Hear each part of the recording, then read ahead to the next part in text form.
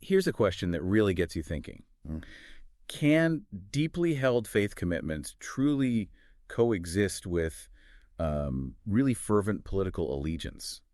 Or does one inevitably start to reshape or maybe even compromise the other? It's a huge question, and for many, it's not just theoretical, is it? It's a lived tension, especially when political movements seem to ask for, well, more than just your vote, maybe a piece of your identity. Exactly. An uncritical loyalty, perhaps, that can really demand a shift in values. And that central tension is right at the heart of the book we're diving into today.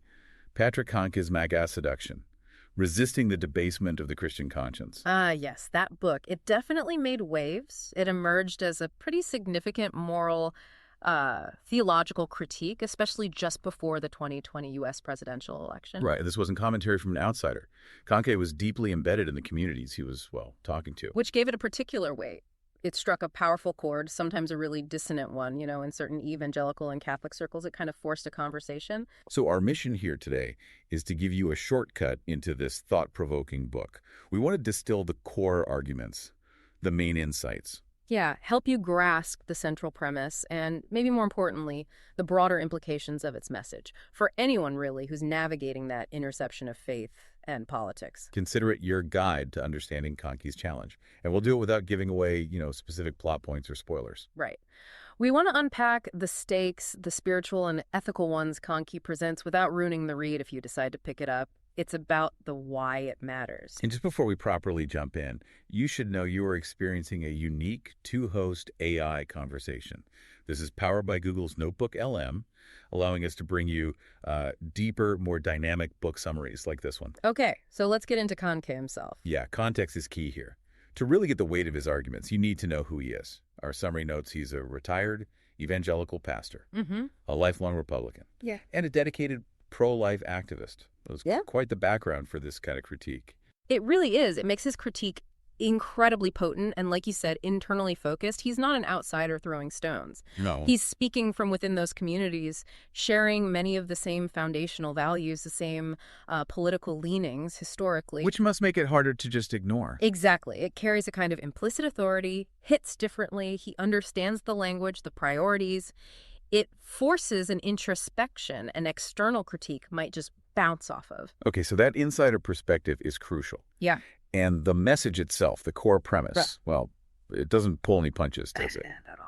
He argues that American Christians, specifically thinking about evangelical and Catholic voters, have compromised their moral witness, that's his phrase, by aligning with Donald Trump and the MAGA gay movement. It's a very strong claim. And compromised moral witness. What he seems to mean there is this potential blurring of spiritual values with political convenience, maybe? Right, a sort of trading of principles for power.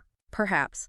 He suggests that when core Christian principles, humility, compassion, truthfulness, integrity, when those get overshadowed or maybe even set aside for political allegiance, then the unique voice of Christianity gets muted or distorted. Yeah, or even contradicted outright. It's a call to really examine if the means justify the ends in politics and if chasing political power has maybe inadvertently redefine what it means to live out your faith.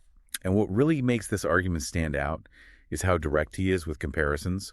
Our summary notes, he explicitly contrasts the teachings, the example of Jesus, with the public behavior, the rhetoric, the values associated with Donald Trump. He draws some very clear, stark lines. And it's fascinating how he does it. He doesn't just say they're different. He puts things side by side, like specific public statements or behaviors attributed to Trump. Right. Next to specific gospel passages about loving your neighbor or caring for the vulnerable or humility, he forces you to look at them together. So it's less abstract, more concrete. Exactly. He wants readers to confront these contrasts directly, urging them to reconsider their political ties in light of, their foundational faith commitments. It's a push for a deep reevaluation, asking, does this political loyalty square with core Christian ethics? And it sounds like it goes beyond just policy differences for him. Oh, absolutely. It seems much more about the character, the spirit of faith in the public square. Where do your ultimate loyalties really lie? That's the question he poses. And it's not just about individual leaders or actions, is it? He also digs into the group dynamics, the tribalism aspect. He does, yeah. He critiques what he sees as a kind of dehumanization of political opponents, calling them the other, happening within Christian communities. Which raises a pretty big question, doesn't it? Yeah. How does that kind of tribalism affect the Christian call to love, to reconciliation? That's exactly what Kahnke seems to be exploring, the spiritual implications of reducing people, even people you deeply disagree with, to just political targets or, objects of fear or contempt. Because that clashes directly with teachings about universal love, inherent dignity. Right. And the call to be peacemakers, he's challenging believers.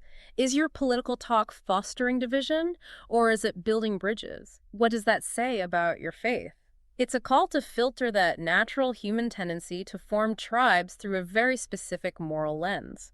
That's a tough challenge in today's world. No kidding. And the way the book is apparently structured, reviews suggest it kind of builds a case. Starts with Trump's controversies, then moves into theology. Yeah, that structure seems quite deliberate. It suggests he's trying to move the reader from observable actions, the public record stuff. The what happened. Right. And then shifting to the what does this mean for our faith aspect. It's an appeal to both reason and faith, trying to show how they lead, in his view, to the same conclusion about political allegiance. Like guiding the reader through a process. Kind of. Gently leading them, maybe even a resistant reader, towards reevaluation. Laying the groundwork with the public behavior first, hoping it prompts some questions before hitting the heavy theological points. Interesting strategy. And then comes a conclusion which, given his background conservative, pro-life is pretty striking. It really is. He ultimately concludes that no faithful Christian should vote for Trump's re-election. Yeah. That must have surprised a lot of people. Oh, I imagine so. It's pivotal. And it suggests, doesn't it, a profound prioritizing of moral and spiritual principles over traditional political loyalties, even really deeply held ones. So for him, things like character and rhetoric outweighed even something like the pro-life stance. It seems that way, that the ethical implications of leadership for him became more determinative than specific policy outcomes or party affiliation. It's a powerful statement about conscience in political choices, challenging that easy assumption that faith and political identity always go hand in hand in a predictable direction. Really makes you think about the personal cost of taking such a stand. Yeah. Now, what about the book's style? How does it read? Our summary mentions direct, sometimes repetitive. Yeah, and that directness, that repetition probably isn't accidental. It reinforces that this is fundamentally a moral critique, a theological one, not just political commentary. More like a pastoral letter or sermon. Possibly. Designed to really drive home those key ethical points, to make sure the reader gets the gravity of his concerns about the spiritual health and moral integrity of the community. It's less about winning a debate, more about calling for a kind of spiritual inventory. Okay, and the ending. It sounds like a strong warning. It does. A powerful call to Christian conscience, warning about the spiritual damage that happens when Christian identity gets too tangled up with political power. So conflating faith with earthly influence. Exactly. Kahnke seems to posit that when that happens, when faith becomes just another tool for political ends, it risks losing its distinct spiritual core. It can lead to compromising values, chasing worldly influence in a way that diminishes spiritual authority and moral clarity. A warning against trading spiritual essence for temporal power. Precisely. Maintaining the distinctiveness of faith, even when political pressures are intense.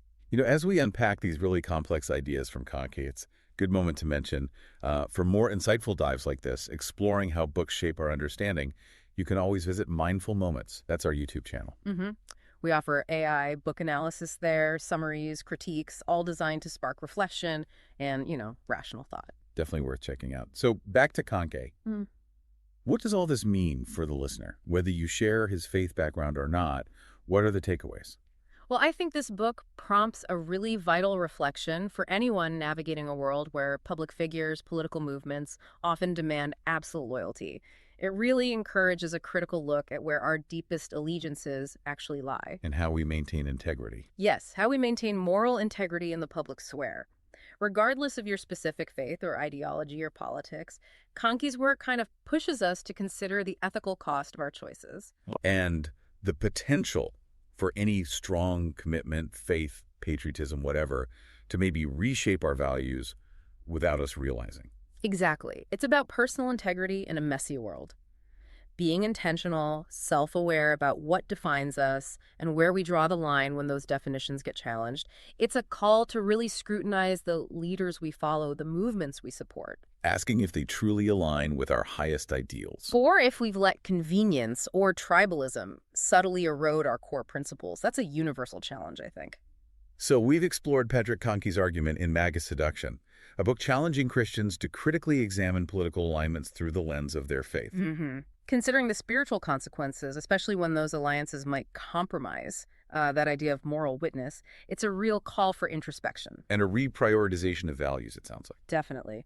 Which leads to a final thought for you, the listener, to maybe chew on. In this age of increasing polarization, where loyalty to a group or a leader can feel like the ultimate virtue, what are the true costs?